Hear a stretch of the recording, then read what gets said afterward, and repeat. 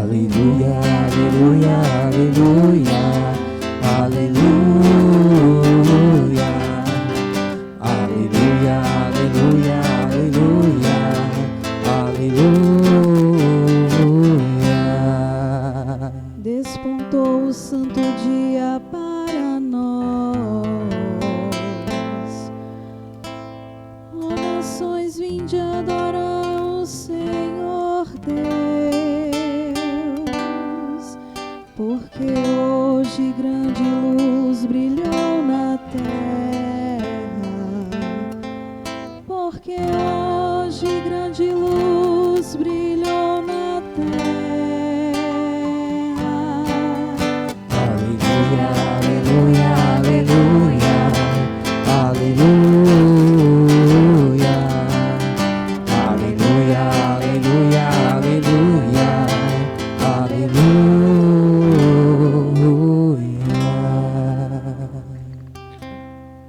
O Senhor esteja convosco. Ele está no meio de nós. Proclamação do Evangelho de Jesus Cristo segundo João. Glória a vós, Senhor.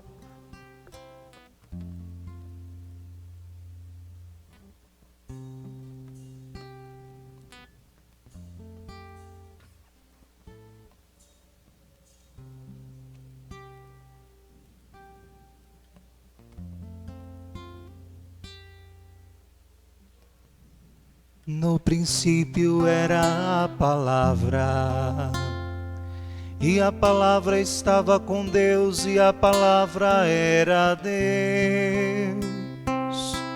No princípio ela estava com Deus, tudo foi feito por ela, e sem ela nada se fez, de tudo que foi feito. Nela estava a vida, e a vida era a luz dos homens. E a luz brilha nas trevas, e as trevas não conseguem dominá-la. Surgiu um homem enviado por Deus, seu nome era João.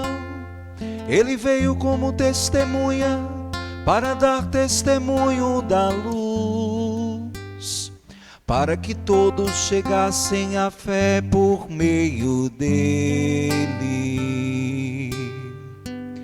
Ele não era luz, mas veio para dar testemunho da luz, daquele que era a luz de verdade, que vindo ao mundo ilumina todo ser humano. A palavra estava no mundo, e o mundo foi feito por meio dela, mas o mundo não quis conhecê-la. Veio para o que era seu, e os seus não a acolheram, mas a todos que a receberam, deu-lhes capacidade de se tornar filhos de Deus. Isto é, aos que acreditam no seu nome, pois estes não nasceram do sangue, nem da vontade da carne, nem da vontade do varão, mas de Deus mesmo. E a palavra se fez carne e habitou entre nós, e nós contemplamos a sua glória, glória que recebe do Pai como Filho unigênito, cheio de graça e de verdade. Dele João dá testemunho clamando: este é aquele de quem eu disse, o que vem depois de mim passou à minha frente, porque ele existia antes de mim. De sua plenitude todos nós recebemos graça por graça. Pois por meio de Moisés foi dada a lei, mas a graça e a verdade nos chegaram através de Jesus Cristo.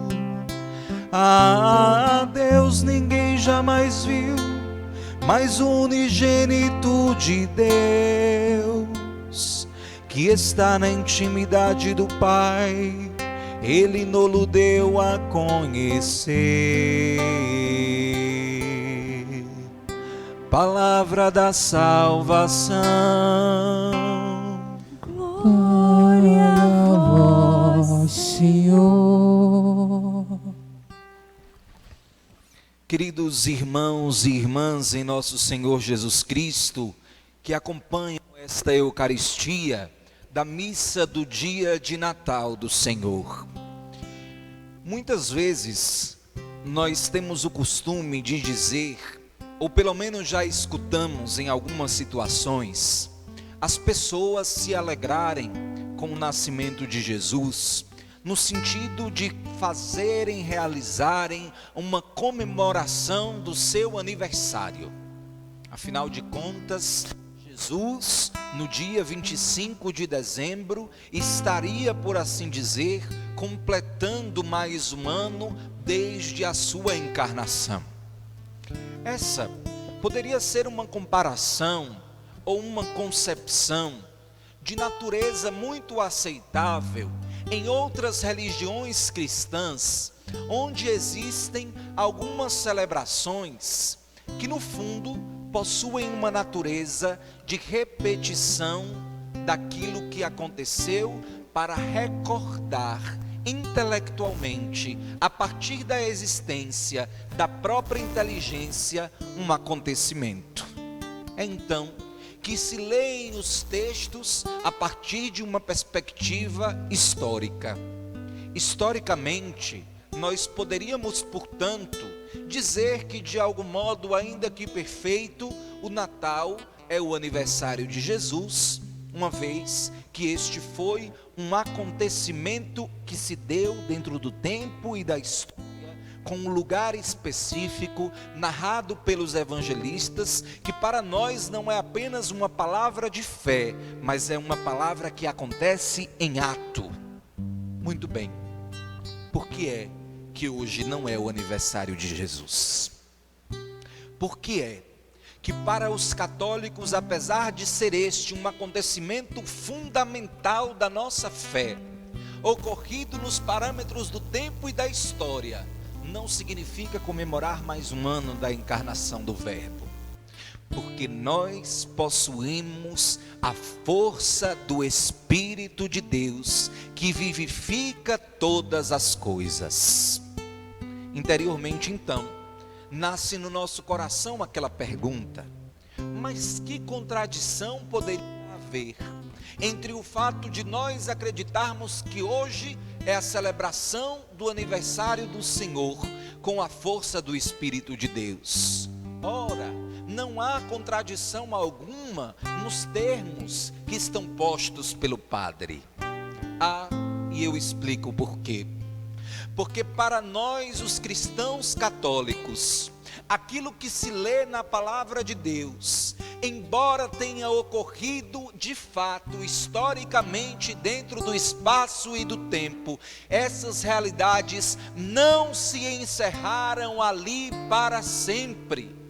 Elas foram prolongadas pela liturgia da igreja, isto é, o que nos faz, meus irmãos e minhas irmãs, congregarmos-nos juntos aqui nesta noite, não é a celebração, a extensão do aniversário de Jesus, é muito mais do que isso, é muito mais do que uma memória do ponto de vista da inteligência e da intelectualidade. Nós podemos sair daqui dizendo com as nossas palavras, de um modo vibrante, rico em atualidade: hoje nasceu para nós um Salvador, hoje um menino foi dado a toda a terra, Hoje nós possuímos entre nós o Cristo Jesus, aquele que veio resgatar a nossa alma da condição de pecado, elevando a sua dignidade. Hoje, porque neste altar, meus irmãos e minhas irmãs, o Espírito Santo, na força penetrante desta liturgia, faz com que os acontecimentos da história não se repitam, mas se prolonguem. Por que é que eu faço questão de trazer esse dado, que poderia até parecer demasiadamente teológico? Porque nós estamos findando mais um ano, e é preciso que nós assumamos os propósitos de vida que são fundamentais para o povo católico no sentido do seu crescimento espiritual. O que, Padre? Participar da Santa Missa tal como Deus a sonhou. Inserir-se no espírito da liturgia tal como nos quer o Senhor. Inseridos dentro de um mistério de salvação que não é celebrado apenas para fazer memória, é celebrado para tornar-se vibrante de atualidade. Meus irmãos, se a nossa fé ela consistisse e estivesse enraizada apenas em acontecimentos históricos que ocorreram há pelo menos 2000 anos atrás, certamente nós não estaríamos mais aqui. Basta nós olharmos para a história das civilizações. Foram enormes os impérios que caíram. Pensemos, por exemplo, no mais poderoso e conhecido de todos, o Império Romano ruiu. Pensemos, meus irmãos e minhas irmãs, nas outras religiões, cujos fundadores estão mortos. Muitos deles sequer são conhecidos pelos membros de suas igrejas. Para o povo católico, a resistência da igreja, ela não nasce de uma força histórica. A força da igreja não nasce de uma militância humana. A força da igreja não está, meus irmãos e minhas irmãs, sequer na capacidade administrativa dos seus membros, porque nós tivemos no decorrer dos séculos até mesmo papas que não eram os mais santos e dignos de admiração do ponto de vista das virtudes, não. Mas a igreja persistiu até aqui, porque aquela história que foi contada, ela não se tratava apenas de uma transmissão que precisava ser posta nos livros.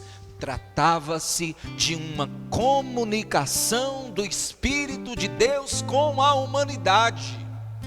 Quando nós entramos pela porta desta igreja, portanto, quando nestes tempos de pandemia, nós nos sentimos presos em nossas casas, assistindo apenas pelos meios de comunicação a Eucaristia, quando nós nos colocamos na presença de Deus humildemente, para celebrar através do ministro ordenado a Eucaristia, essa história nos é comunicada pelo Espírito de Deus. Entendamos, portanto, que há uma diferença enorme entre fazermos uma recordação a partir de livros históricos, com a nossa inteligência, usando os dados que nós possuímos, através dos critérios históricos que nós temos, e permitir, veja que diferença, que esta história conhecida vá ganhando espaço no nosso coração, nos enchendo de alegria, operando em nós, meus irmãos, aquilo que foi projetado pelo Senhor. O Natal não seria a mesma coisa se tivesse sido pelos cristãos tratado como aniversário de Jesus.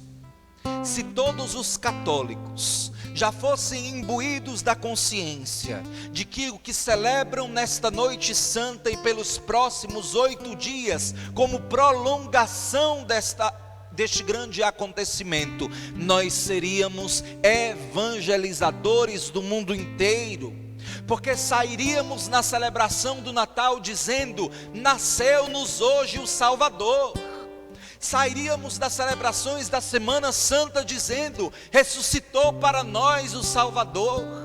A partir de cada Eucaristia celebrada, está vivo e encarnado o meu Senhor, escondido na espécie do pão, escondido na espécie do vinho, ali a presença de Jesus, querido irmão, querida irmã, se realiza verdadeiramente. O Senhor não desce, é verdade, a este mundo mais numa manjedoura, mas continua a fazer do altar a sua grande manjedoura, e é preciso que nós nos coloquemos a adorá-lo.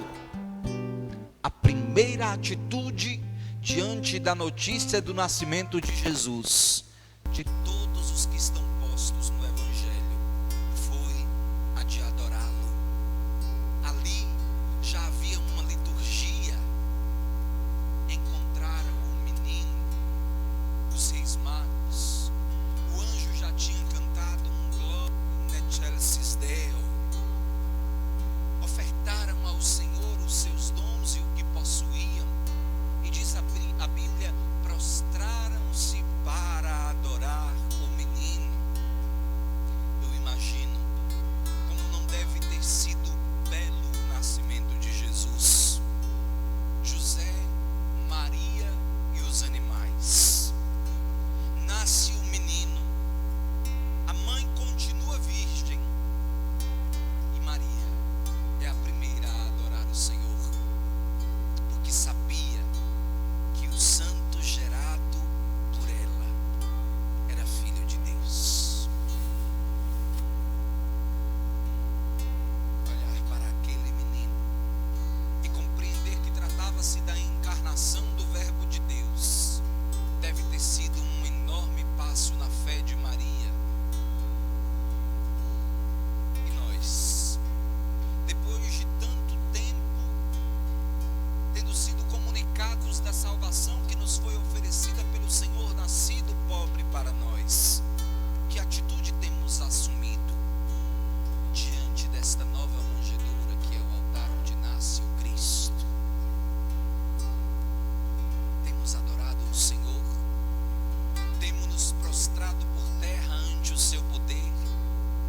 Temos sido verdadeiramente homens e mulheres que assumem a alegria de pertencerem a uma grande família que não está comemorando apenas o aniversário do seu fundador, mas está ao contrário, na força e no impulso do Espírito, dando vida a este acontecimento que ocorre no hoje da história. Mas atenção para um dado: isso só realizará, meus irmãos, um efeito benéfico à nossa alma e vida espiritual, se formos verdadeiramente abertos à graça. Ontem nós meditávamos os frutos do Natal, frutos de graça e de paz. Se houver, pois, uma escancaração, eu não sei nem se essa palavra existe, ou é escancaramento, mas se estivermos, enfim, escancarados à ação do Espírito e da graça de Deus, esta liturgia que celebramos vai nos transformando interiormente, nos tirando deste mundo ilusório, deste Natal bobinho que o mundo nos apresenta, a partir de um personagem inexistente. A nossa vida há de se transformar, porque seremos não somente adoradores, mas seremos homens e mulheres transformados pela força do Espírito, imbuídos de sua força e poder, para levarem ao mundo a grande boa nova da salvação que nos foi trazida pelo